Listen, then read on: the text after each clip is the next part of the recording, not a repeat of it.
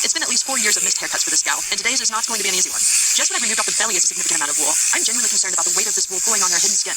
That means I'm gonna have to go slower than typical on this breed of sheep. My average for this type is between 90 and 120 seconds, and unfortunately, we've already burned most of that up and are just now getting into the first hip. If you don't understand why speed is important in shearing, I'm gonna give a quick recap. Sheep spend most of their life in the pasture. Anytime they're handled by humans, it's stressful for them. What's important is that we reduce the amount of time they're in that stressful situation. So back to the pasture faster is one of our main priorities. And with the challenges presented by an overgrown fleece, it is even more important to be efficient with every blow. To add to the stress, it's almost 100 degrees Fahrenheit in Texas, which means the more time we spend in this position, the greater the chance of heat stress, and that's the last thing I want. The best way to be efficient is to get as much as I can with each blow of my shears and not go back for any of the second cuts or little pieces I missed. But her back end is littered with feces and urine buildup.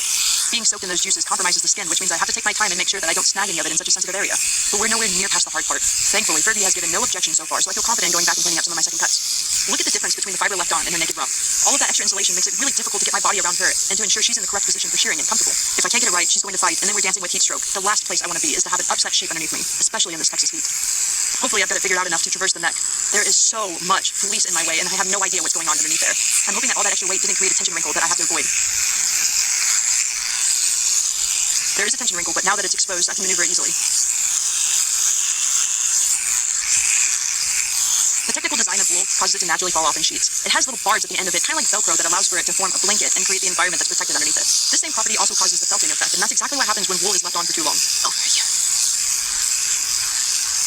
The fleece is orange and yellow because of the lanolin in it. This oil is why there's still a healthy environment under all of the overgrowth.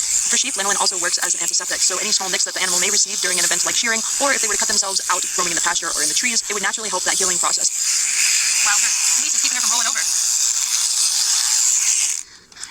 This is so big, I'm caught in it. Look, I can't even roll her because she's on top of it. Okay. I gotta think about this.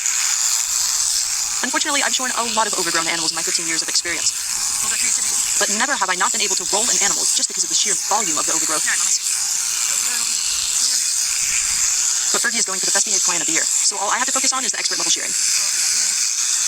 Unfortunately, this shearing is not going to be nick-free. As much as I tried, I didn't even feel that nick when it happened. But the best news is it doesn't seem like she felt it either. Fortunately, she has the lanolin that'll help protect her. And if anything gets to looking sideways, the staff at Winding Branch Ranch will make sure that she's taken care of to the best of their ability. I added a link to the description so you can check out the place that Fergie is currently staying. It's a great place for this girl to have ended up because they really focus on animal care and linking them up with the best forever home.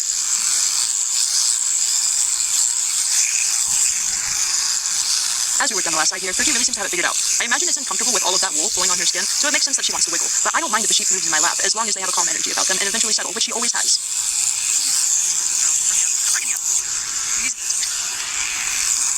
The final blows can be difficult on the average sheep because of the weight of the wool, but with an overgrown sheep, it's even worse. I'm so happy that she's not severely matted. Those become extremely difficult as we get to the end and the sheep starts to feel that we're almost done, but I still have to maneuver the skin. Fergie doesn't seem in a hurry to run off though, so maybe she'll stay behind for a short interview. Okay, she's done.